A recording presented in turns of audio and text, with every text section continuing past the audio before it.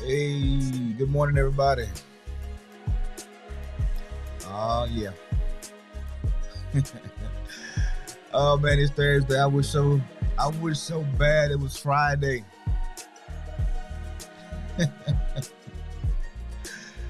Oh man. Oh wait a minute. Okay. I just popped into the room and I'm just happening to look into the chat. And somebody just had the nerve to say, I ain't gonna call his name out there in Texas, but they don't call his name.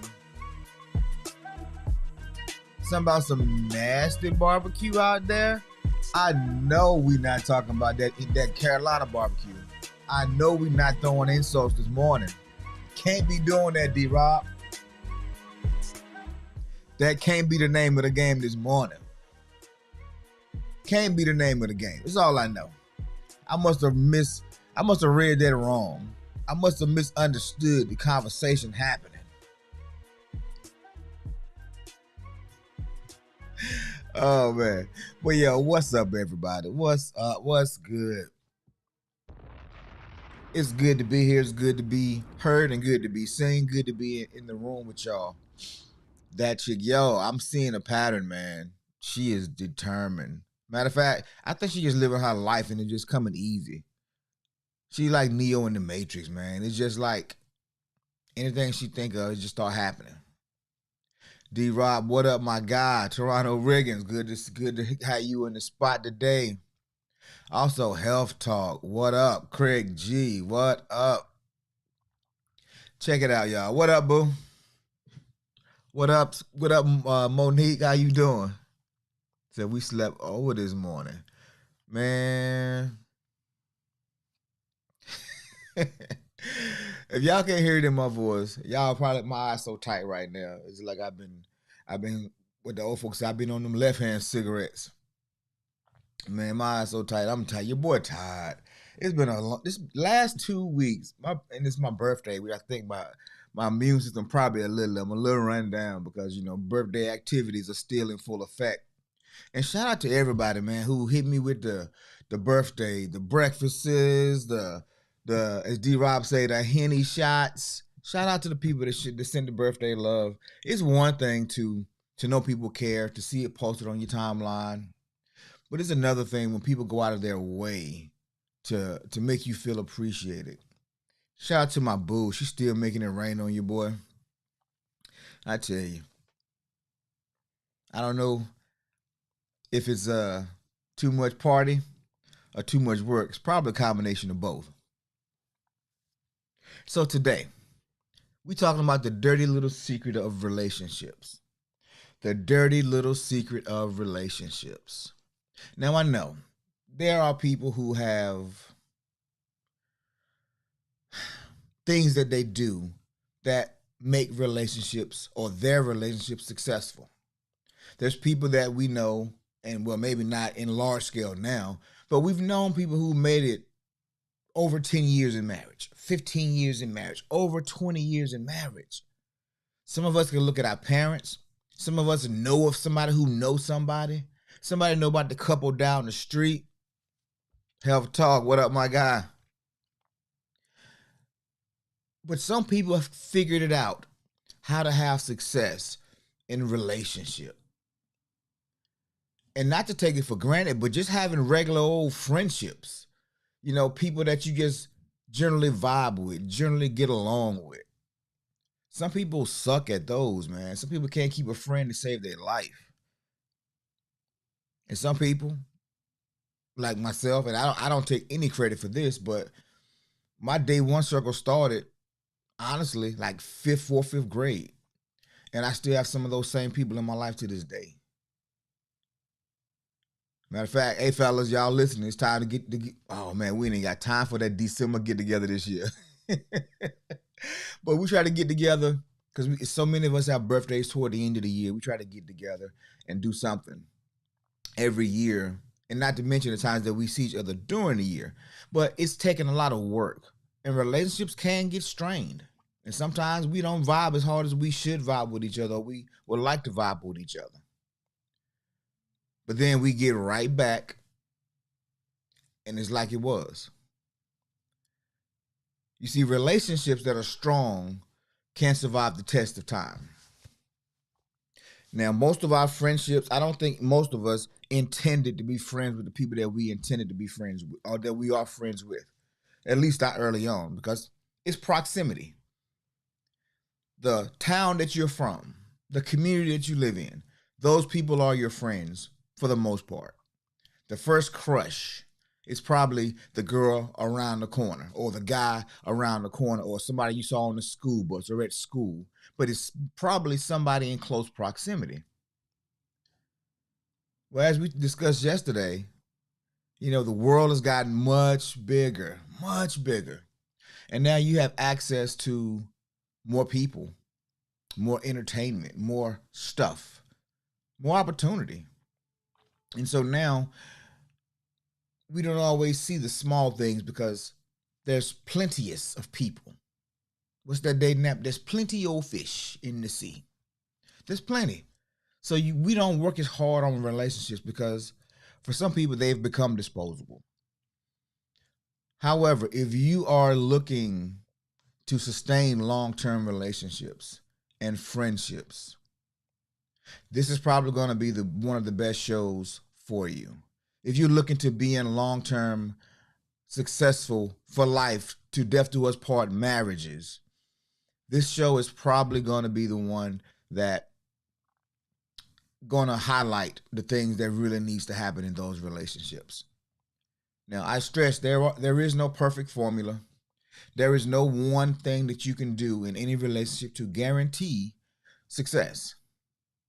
Because marriage is just like life, discovering that purpose. It's a journey. You discover who you are along the way. You discover who the other person is along the way. And sometimes we wake up and look at that person and we think, how the hell did we get here? Who are you? And what the heck was I thinking? Sometimes. Because when that new relationship energy wears off and we start seeing, and then we move in together, and then we see the bonnet 90% of the time. We see the dirty underwear in the floor that he won't pick up all the time. It starts to wear you out a little bit.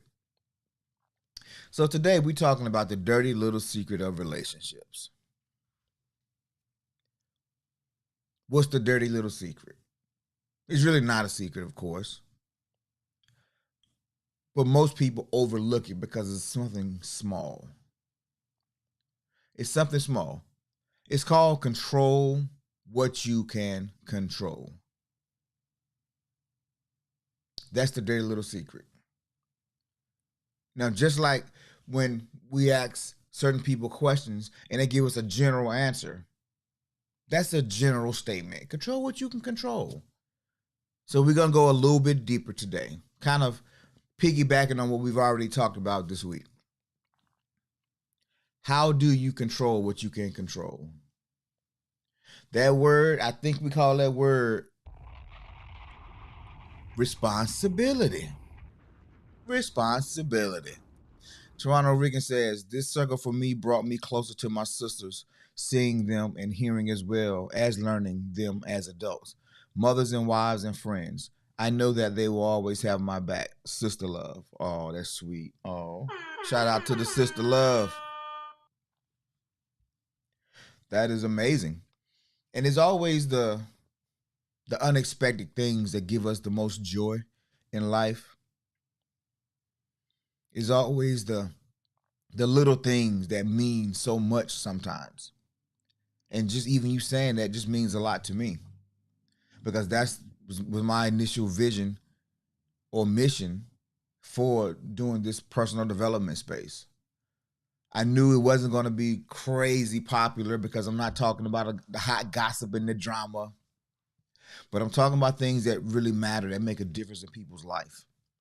And for whatever reason, we like the entertainment. We like to get out of our own minds and get lost in the sauce, so to speak.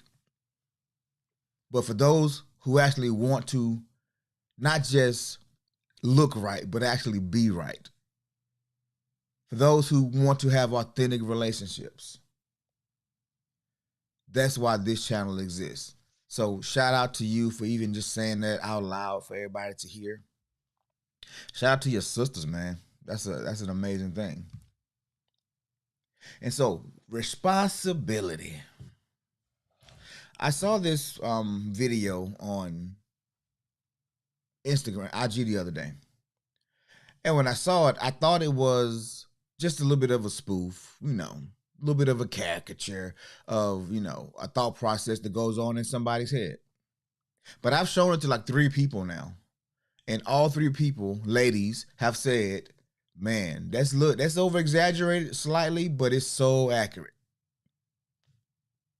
So I wanted to share this too. I wanted the fellas to see this. Ladies, I know you already know, but I want the fellas to kind of see the inner workings of your girl's mind after you've gotten home from a long day and you see her just kind of frustrated. She's fed up. She's had enough. She's one more dirty pamper from throwing the baby in the trash with the pamper.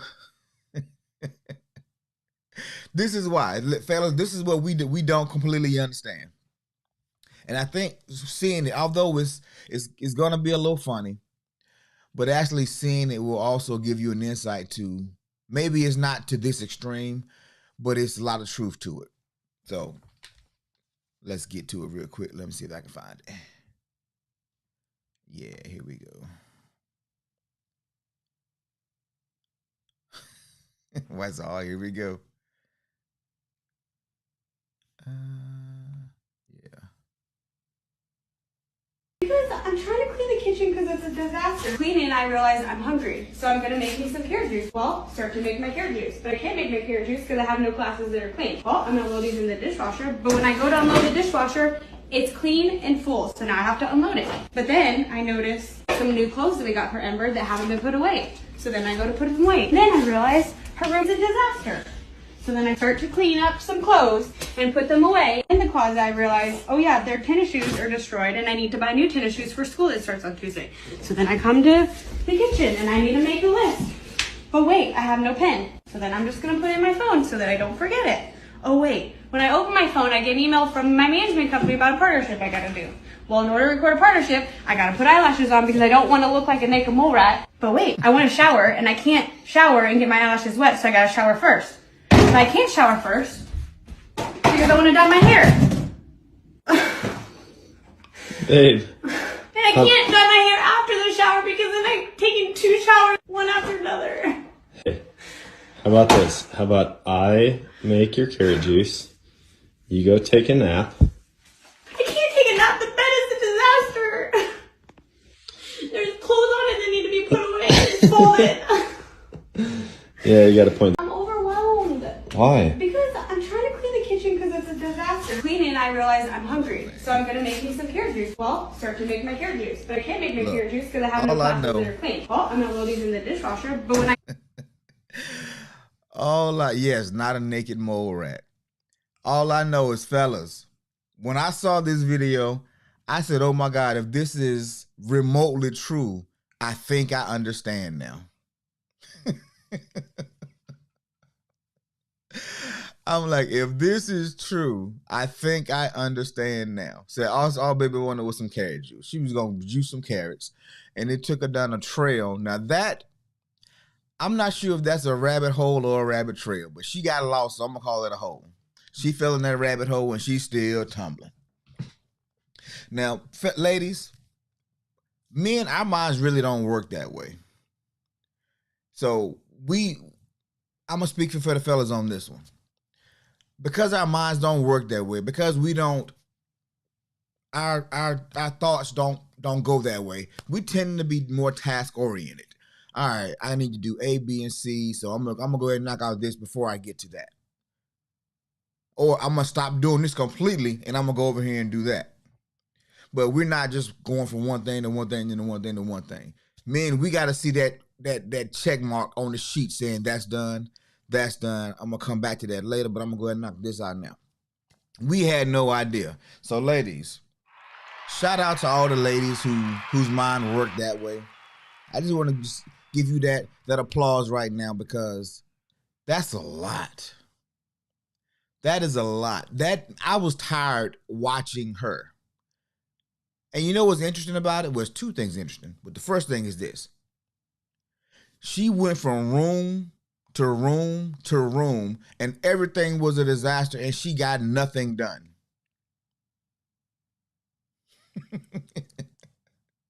That chick yo said, "I'm just gonna get quiet and get it done." Yeah, well, I mean that's the logical thing, but I do understand one thing leads to the next thing, and now you feeling away because all you really wanted was the carrot juice, but now you in the bathroom trying to not look like a naked mole rat. Now the pressure of the job. Now your husband about to get home if he ain't already home, and he gonna walk in and see what the heck happened here. I'm overwhelmed, babe. I'm overwhelmed. Monique said, I used to leave our daughter downstairs with my husband as soon as he hit the door. She would tell you how her entire day went. Baby boy met him at the door with the baby. Now I just leave the room. Okay. Say say that after you get married. Basically, it's a little different. It's a little different when there's other people walking around up in that space doing stuff.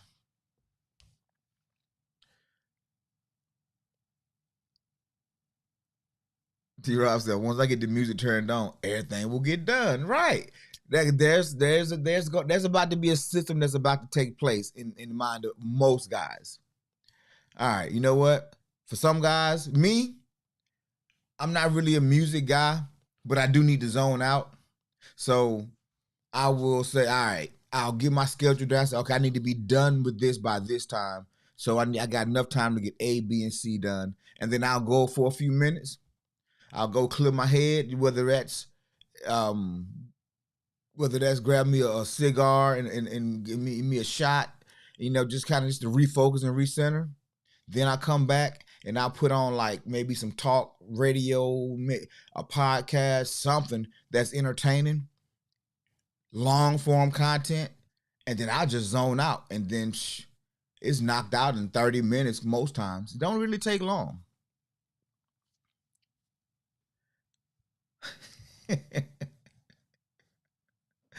Try to wait. I'm gonna go back. Monique says my husband used to ask, "Did you clean today?" So now he's home to get it. Yeah, I was a stay-at-home dad for probably maybe 6 months, just me and my youngest son. Maybe it was 6. I don't know, between 4 and 6 months, and yeah, I had a whole different perspective on what that stay-at-home life looked like. Toronto Riggins says, respectfully, fellas, anytime the sentence start out with the laugh and the respectfully, you already know where it's going. Men are blank books, and women are the words that will make the book a story or the manual for men to understand. Oh man, hey, respectfully, no disrespect taken. See, the beauty of a blank book is you can be really calculated what you put on the page. You got plenty of room. Makes life so much more simple. Monique said, I claimed 15 times already, sir. I understand.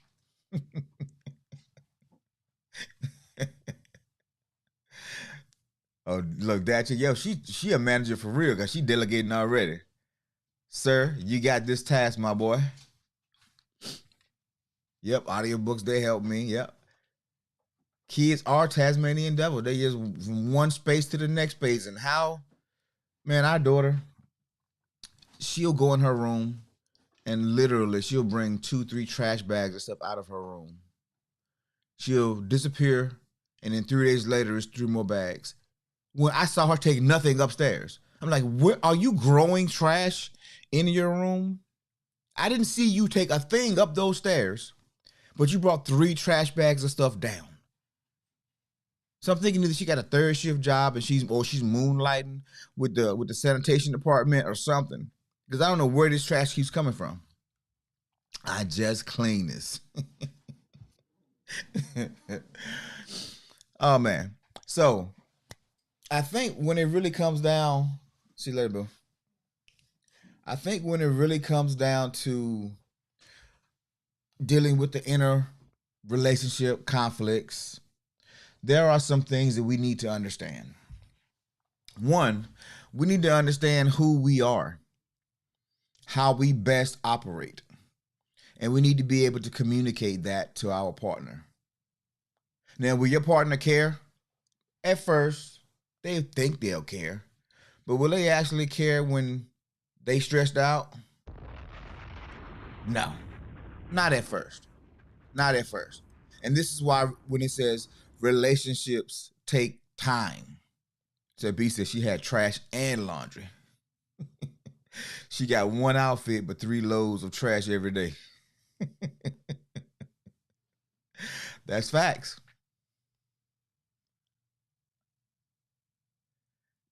Yep, that's right. That's how they do it. They store everything in their room or they put everything in the trash can. What? Where did all my forks go? They're in the trash. Just don't even look for them. Don't even do it to yourself. Just go buy new. Just hit Amazon up right now and get you some new forks.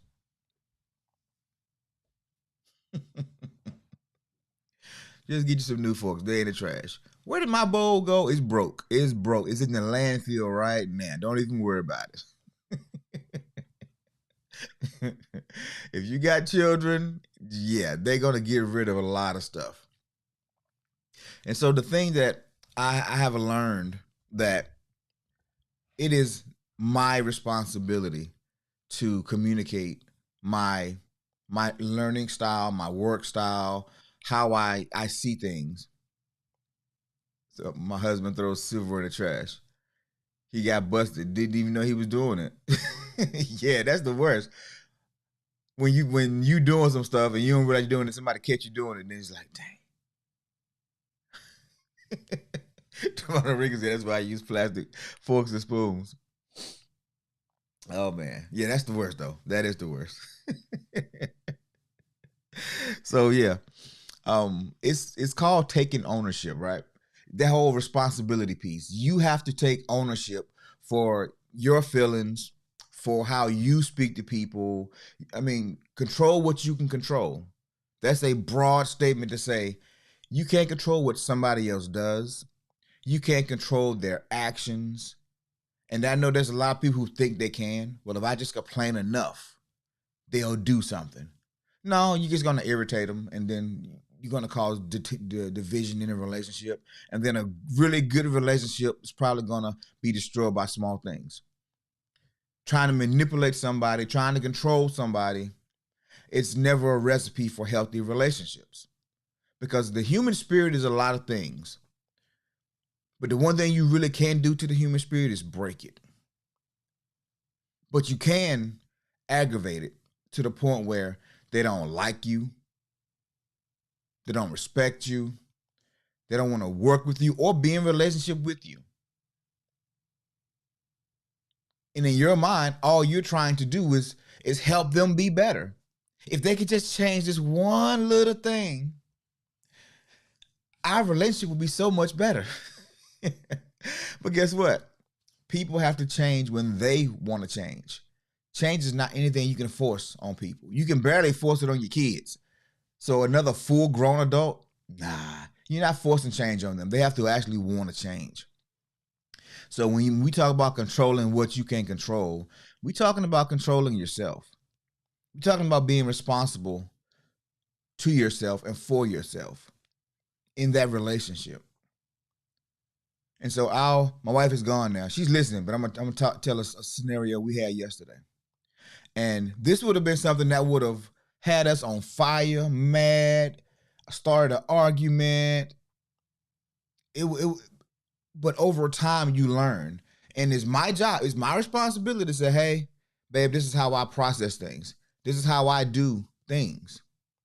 But at the same time, also being responsible for what she tells me. Being accountable to her for not doing this thing that upsets her or doing this thing that makes her feel a way. So I'm going to get into the story. I see them eyes popping up. Let me tell you about my day yesterday. The show ends about 8-ish, 8:05, 8:10. I immediately get on my calendar, to plan the rest of my day because I have to be at one location I had to be actually in Chapel Hill, which is about 30 minutes from my house. So I'm in Chapel Hill. I had to go to a workstation because I had a issue at one of the meetings, one of the contractors the night before. I go there, I figure out the problem. I go there, I figure out the problem. I download the footage. This takes me about an hour and a half. So at this point, I'm there. It's like right at 9:30, 10 o'clock. I drive 30 minutes to another city to hand carry footage that should have been just zipped across, but you're not going to send 56 gigs of information from one offline network to the next. You got to hand carry unless you have a dedicated line. But somehow or another, this dedicated line was down. So while I'm there, now I have to strip the encoding off of it, re-encode it, compress it, and then upload it. This took about 4 hours. But that wasn't my plan for Wednesday. You see, I have classes on Wednesday where I do like the parenting stuff, right? And there's I have one of my facilitators, she's out on she's on sick leave. And so it's just primarily me doing the heavy lifting. She normally does a lot of the organizational stuff. So, but now I get on the highway, it's 3 o'clock.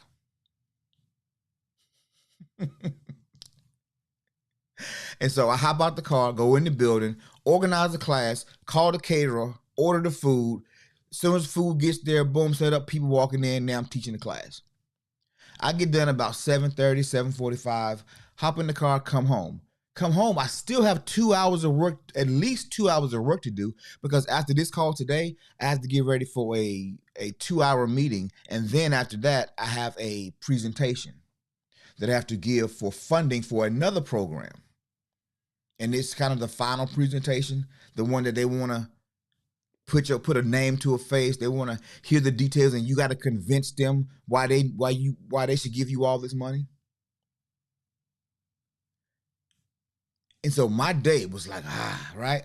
I kind of feel like that lady, but I'm knocking it all out. Nothing is left undone. And then I walk into home, and guess what my wife is doing? She packing. She's packing up the kitchen. She's putting things in boxes. I come in, the pictures are off the wall, and I'm looking like, wow, what's different? I see the boxes, but something is just like, it's taking away my sense of I'm home away. And so when you walk in the door with that, you get that release sometimes. When I walked in the door, it was like, what's going on in here? I go around the corner. Hey, boo, she come. We greet each other, hug, kiss. How was your day? I tell her about my day. Really briefly, not long at all. I'm asking her about her day, but then I see what her day is. And I'm starting to feel away. Because for those of you who don't know, your boy, I'm a little sentimental. And because of how I grew up, I don't take the places quick. I don't take the people quick. But when I do, I hold them close. And with the pictures off of the walls, it felt like I was losing my home again. Although I'm about to get a whole new home, a better home, we ain't there yet though. And we won't be there for at least almost a month. I got to live in this space that ain't nothing to me right now. And so I'm feeling a little way. And my wife comes up to me. I said, babe, I'm sorry. I know you've been working hard on this. And I was like, this kind of reason why I don't like packing. And you know what she said to me, fellas? You haven't been.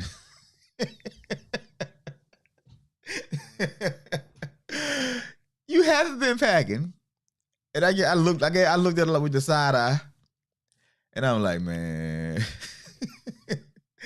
2 years ago, that would have set me off. That little kidney shot she gave me would have set me slap off. And we'd have been arguing. Well, I'm back in this kitchen by myself, and you ain't helping me. You're running around doing everything under the sun. But then you hear, I just told you what my day was like. I just told you what I had going on. This is what the conversation would have been 2 years ago. But now a different conversation happened in my head.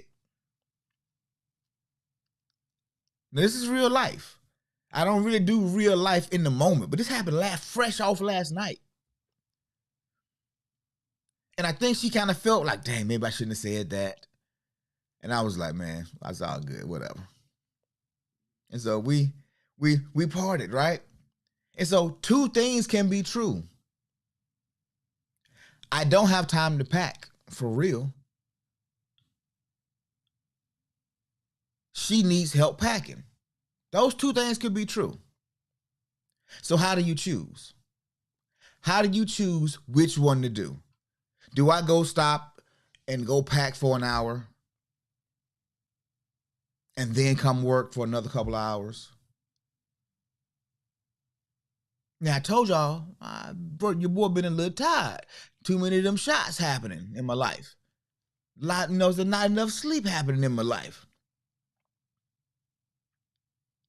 And so, what the heck? So we got 14 days to pack this whole thing. We both working full-time and part-time.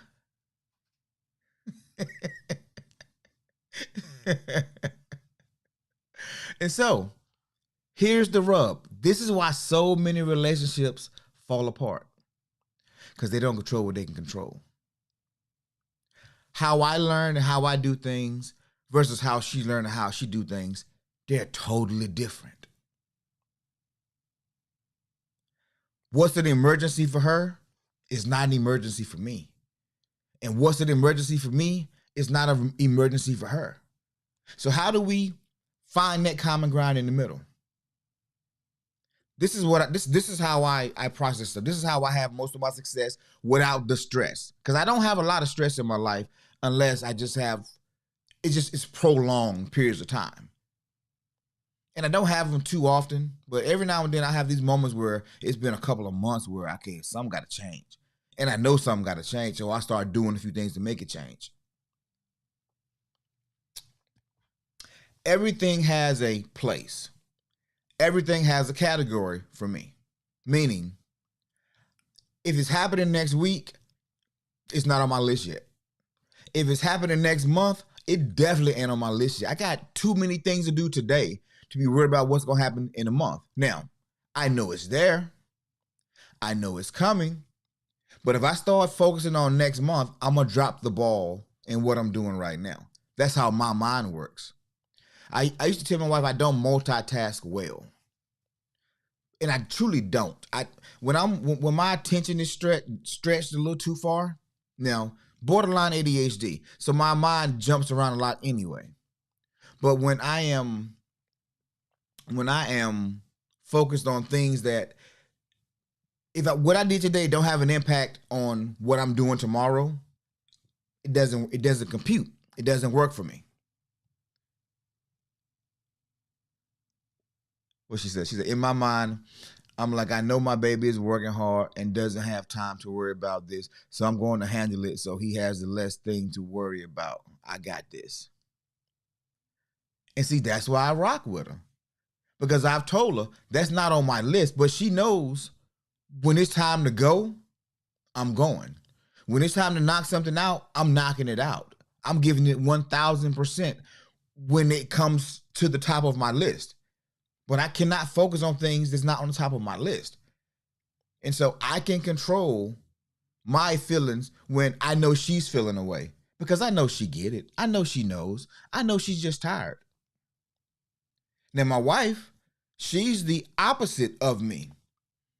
She's the organized one. She's the one who's planning for months in advance on stuff. And she will have a bunch of things that she's prepared for between now and March. She got spreadsheets and all these things listed out for the next 6 months to a year on what our finances should look like and what we need to do at what point in time we need to do it. Already laid out. And then so if one thing pops up, another thing pops up, she still has her eyes on all this other stuff while she's doing this stuff. And so I see her. I said, okay, all right. It's 11 o'clock and she's still sitting there. Okay, she's still sitting at her desk. All right. Now, I know she's about to start, what's the word, ruminating. I know she's about to turn into that lady that we saw in the video. because she's about to get overwhelmed. So now I take that responsibility of, I know where I am. I'm good. I'm not stressed because I knocked out the 4 things I need to get knocked out today. And tomorrow I got 6 things. I'll knock them out. But tomorrow, I'll see them tomorrow. My wife, slightly different. So now I know I need to start managing some of that. So, hey, boo, what you need help with? Oh, I can't help you no way, because what she do is way above what I'm trying. My skill set ain't her skill set. So I'm gonna go cook you some food. So let's take a break. Let's get away for a second. Hey, how about you take a nap? How about we do this? And so I'm trying to help mitigate some of her stuff. And now, we both have a therapist that we see for like marriage and stuff. And so I can always tell the days when she have therapy. I can always tell the days when she been overworked, that she's stressed at work. She's learning new things. The question is, though, is it my responsibility to help her with that, or is it her responsibility? Y'all tell me that. Had to do that. We moved while 7 months pregnant, but husband was traveling for work, so I had to do it. Unpacked our whole home by myself. Also, I was able to throw away a lot of things. He still asks about things. Must have gotten lost in the move, babe.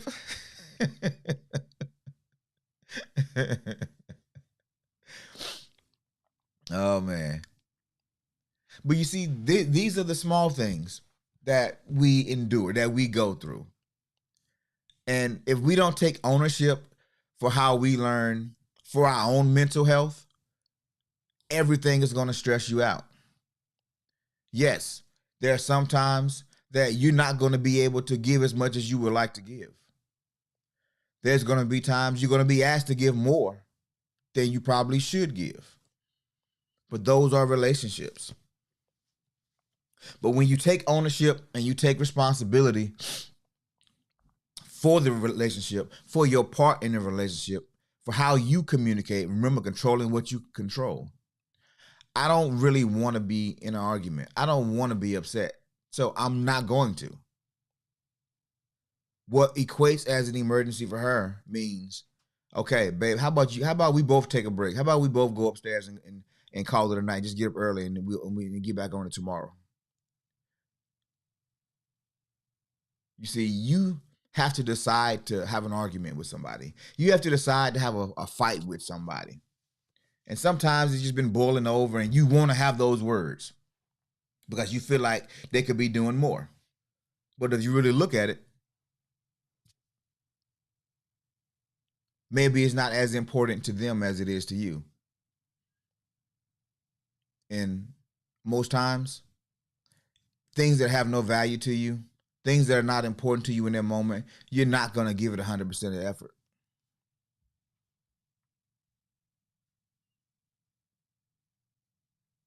Trying to Rick say both. Oh, B agreed, said both. Well, that's easy to say. And I would agree in theory, yes, it should be both. But you are individuals first, learning to work together. And so over time, a couple things happen. When you first get together, you are all about each other's needs. So much so that you get lost, you lose yourself in the relationship. I've heard that so many times. I just was all about the kids. I was all about my husband. I was all about the kids, all about providing for this family, that I don't have fun no more. I don't even know who I am anymore. Because you get so caught up in the relationship itself that you forget that you are still an individual person who has needs, who has desires, who has dreams, aspirations, goals. And I will agree that once you come together, some of those things bleed together. But how you operate as a person, that really never changes. The things you need to function properly, that never really changes. If it did, you would never need me time. If it did, you would never need a vacation. It is my personal responsibility to make sure that I'm good, or at least communicate my needs to my partner. And if my partner isn't able, willing, or capable, does that mean I stop growing? I stop developing? No. My responsibility is my feelings, my reactions, the things I can control. I can control only me. And so if I put a boundary that says, for me, Monique said, yeah, women do forget themselves. I was guilty of that, but not now, buddy. Exactly. When you get so caught up into a relationship and you forget who you are, you got to think the other person over there is not looking at you the same way either. You don't feel the same way. You're not really the same person that they fell in love with. You're this new person whom now they got to get to know all over again. And a lot of people don't recognize the switch.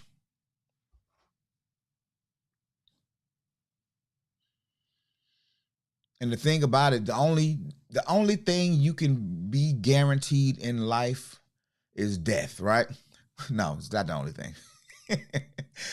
You have to live in your own skin. You have to be happy and content with who you are as a person. You have to be attentive to your needs. What moves you, what motivates you. You can't expect another person to be accountable for that. So that's why I do push back a little bit on both. Yes, in theory, both people should be responsible for the relationship. But to me, it's simple math. If we came into this relationship as individuals, I was finding myself, you were finding yourself. We had a good idea of who we were, and then we got together, and then we created something new.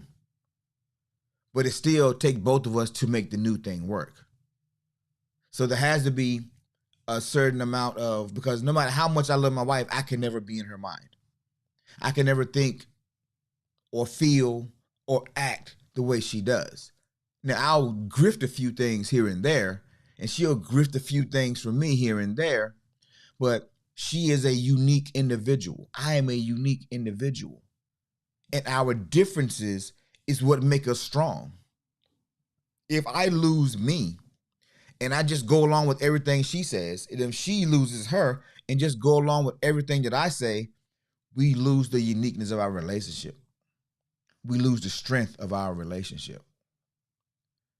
So the communication is definitely on us, whether it's interpersonal or with our partner.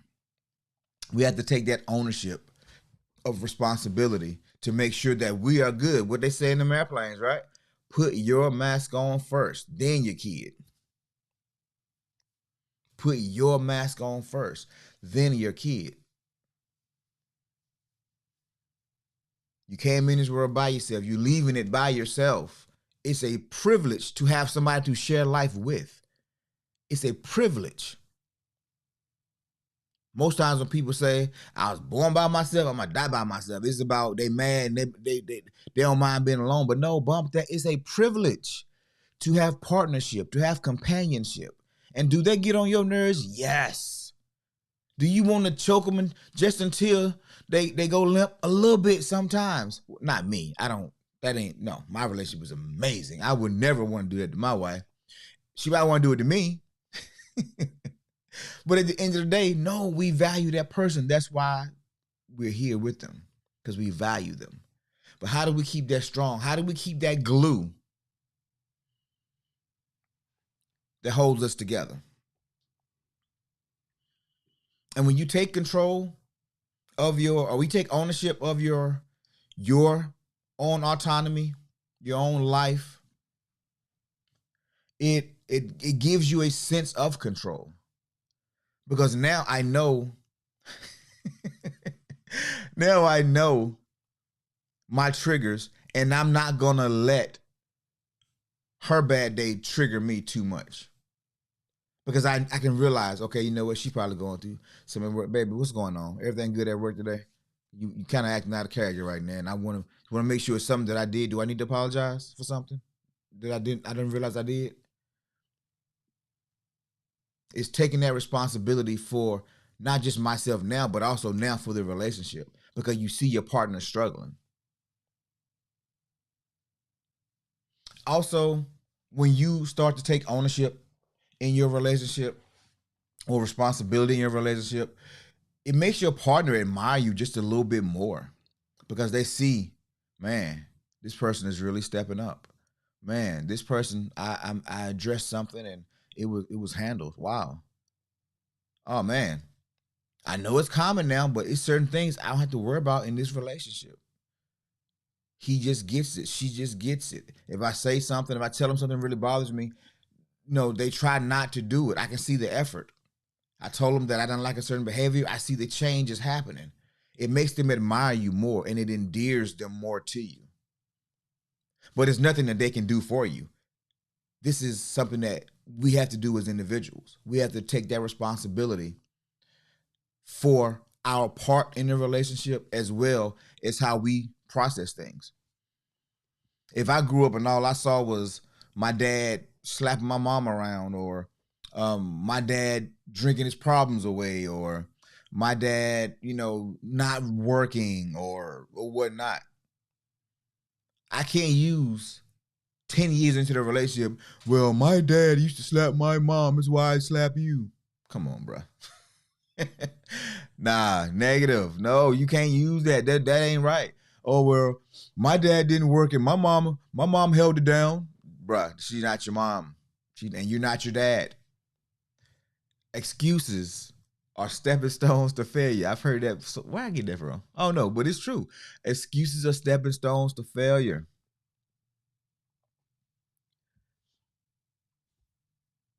So Lord knows they get on your nerves. Crazy thing is, we still finish each other's sentences. So weird. So, oh wow, here come the manager, y'all. Mess around and get slapped back.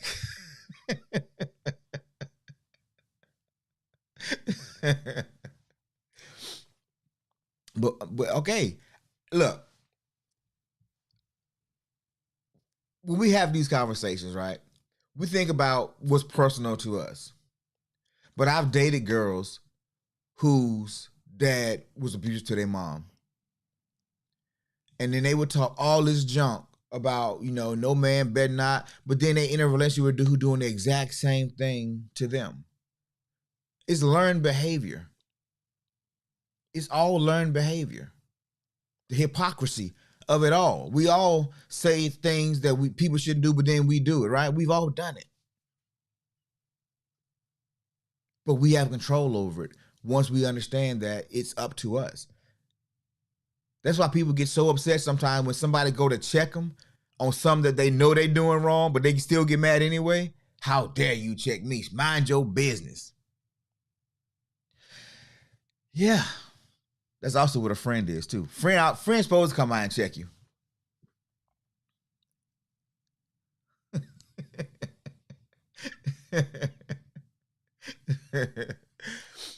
So, but when you start to take that ownership, man, you start to learn compassion and empathy.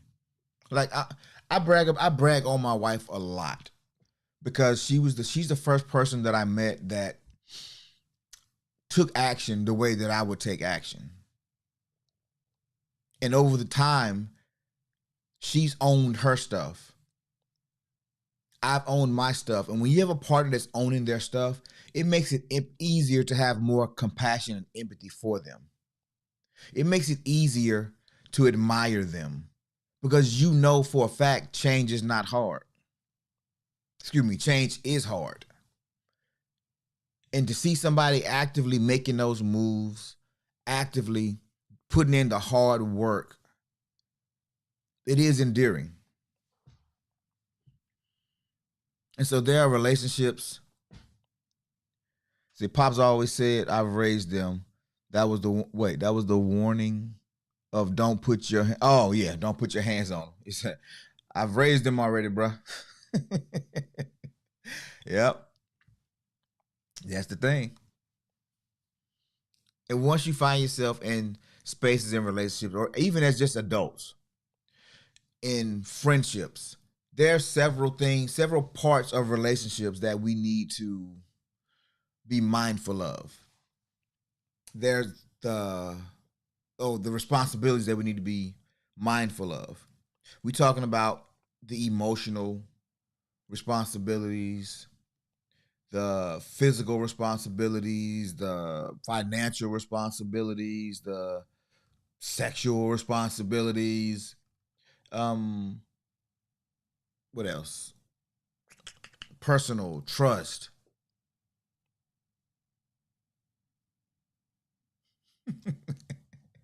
Yeah. Most of them short chocolate dudes are pretty quick with them hands. I know from personal experience.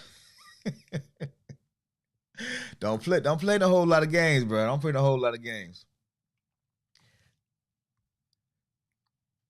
And so there are different responsibilities, and I'm not throwing pause now, though I carry.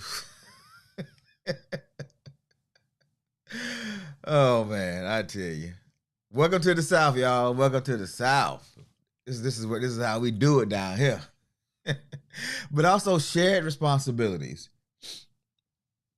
The shared responsibilities, the other ones we all understand that they're components of the things that make the relationships work. But it's the shared responsibilities. It's the things that you guys agree we need to really handle together. Like the Miyagi grip, huh? Those things that um the relationship health. The relationship health. We both have to share the responsibility for the health of the relationship.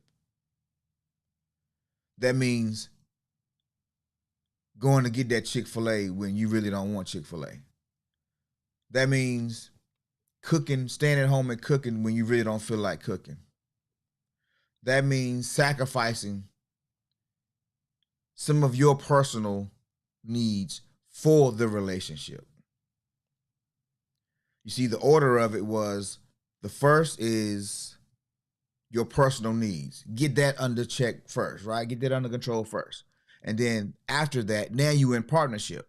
And now that you're in partnership, now you will have to decrease a little bit individually for the relationship to thrive. Exactly, Monique. You get things done quicker when you're on the same page. Now, my wife's going to be out of town for a couple days. And when she's gone for those couple of days,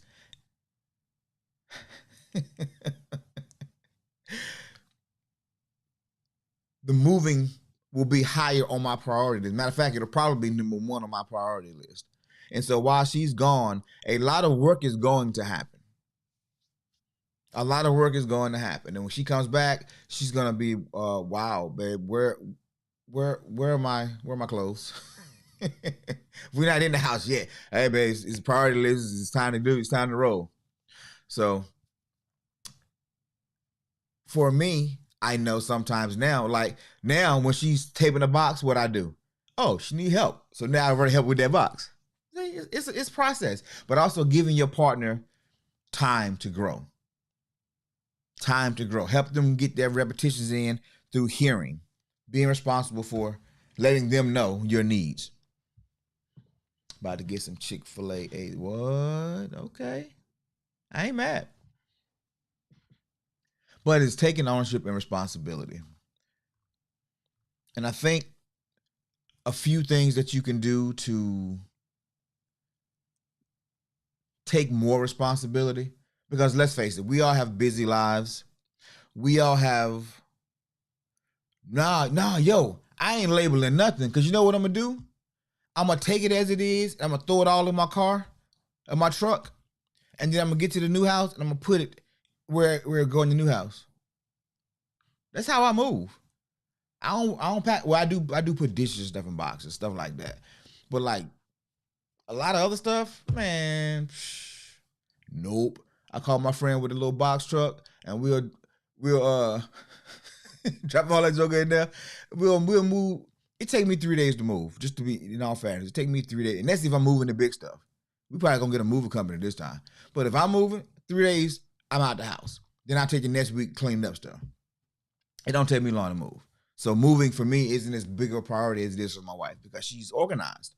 She likes to have this done and that done, and this in its fashion. Me, nah. I organize it the same day. From the time I get out of one house, it's going right where it's going in the next house.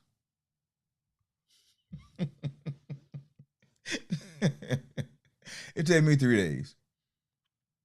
Y'all forget I was military. I moved a lot as an adult by myself most of the time. So it don't really take me long to move. And I will call the city, and I had that trash can smoking out there. Hey man, come pick this up. I don't need this no more. I ain't looked at it in a year. I don't need it. But anyway, so here's some tips. If you find yourself struggling with the responsibility piece, struggling in keeping the relationship from spilling over and or overflowing you, being a little too much. A couple tips. No blame game. Don't be pointing the fingers at other people.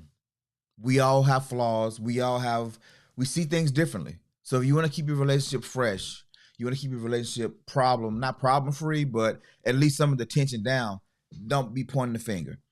Be able to apologize and forgive. If you may have been, if you gave your husband a kidney shot when he walked in the house because he didn't do a thing, apologize. Now for me, it ain't even required because I'm good. I don't, but if you actually said the words, then it's like, oh dang, I will admire the growth. But I don't feel no way one way or the other about it because I understand what it was. Show complete honesty. I have a rule about dishonesty. I don't like lies. So if you ask me a question, I'm gonna tell you. If I feel a way, I'm probably gonna tell you. But if I know it's gonna make you feel a way, I probably won't tell you. At least at first. No. Over time, I will if I feel like. And this is another question, ladies. Why is it as men, when we say we feel a way about something that you did or something that you did made us feel a way? Why is it that the conversation turns into how you felt about what we said about how we feel? Everything on the hangers. No, nothing gets folded. It's on the hanger. I will put it in a trash bag or a bag or something, and I will lay it across the back seat. I'll lay across the back seat. I have a pile of clothing. All my clothing closet will be in my back seat of my car. All my shoes will be in the floorboards.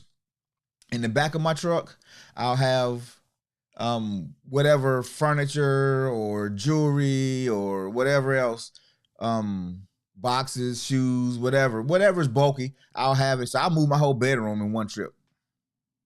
Get there, unpack it, put it where it needs to go. Then I go to work, I'll go do something else. Then on the way home, I'll grab another load and go back, and then I'll stay there.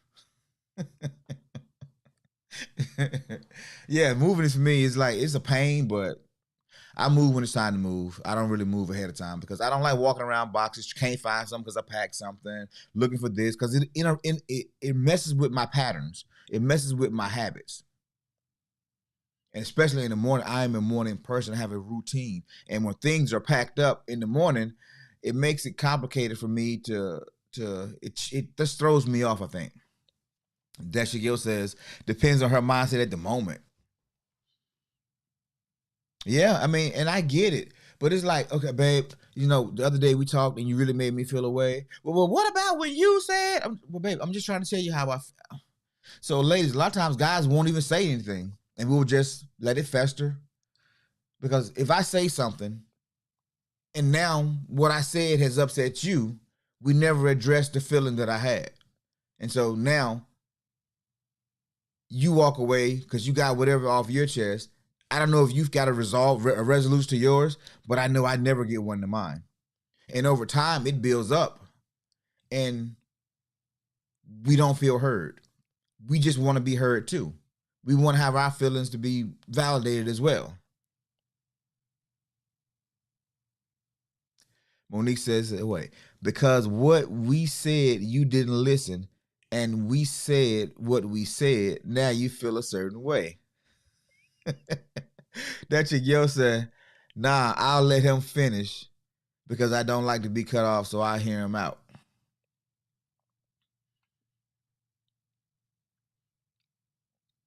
Monique said, let's both talk about it when it happened, not 10 days later.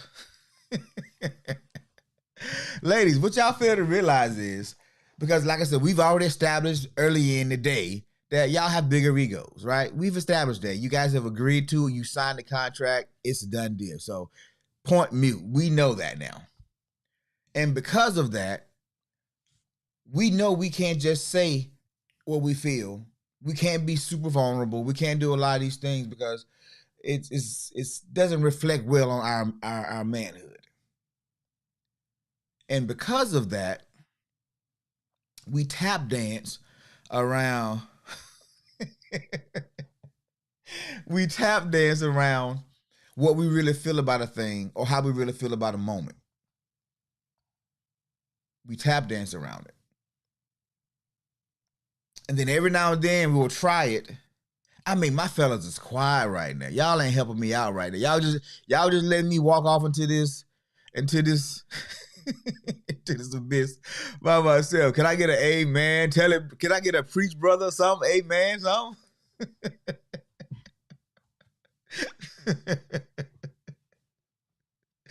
Oh man. Okay. All right.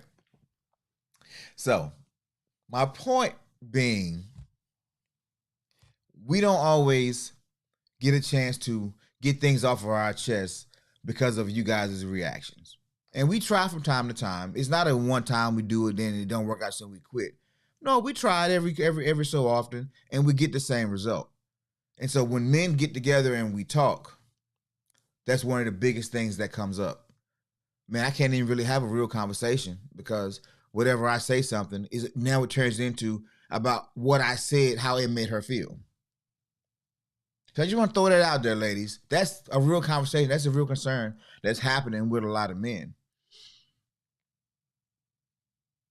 Nope.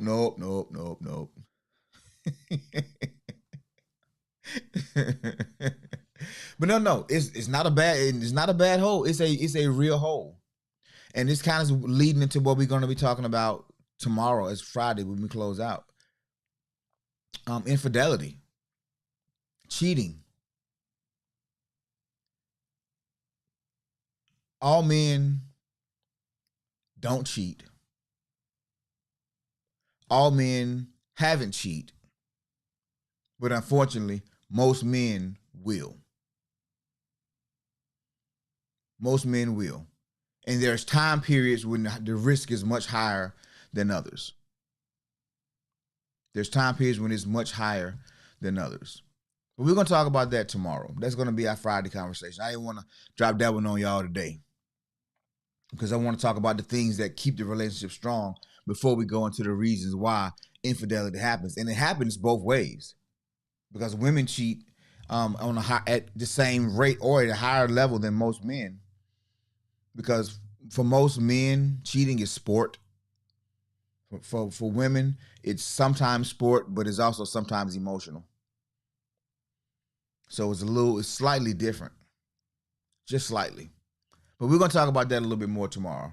But look here, folks, I got to get ready to piece up out of here because I told y'all, I got a meeting I got to go to, and I got this presentation that I still have to get ready for. But today's been an interesting conversation. I know it is ending kind of abruptly for normally how it would go. But today's just one of those days, man. This topic is, I ain't gonna say it's a tough one, but it kind of is because it's always the small things that get in the way of relationships being successful sometimes. It's never really the big things. The big things we are prepared for most of the time. But those small things, those everyday arguments, those feelings of I'm losing myself, those feelings of selfishness, those feelings of not being heard, those are the things that chip away at the foundation of our relationships.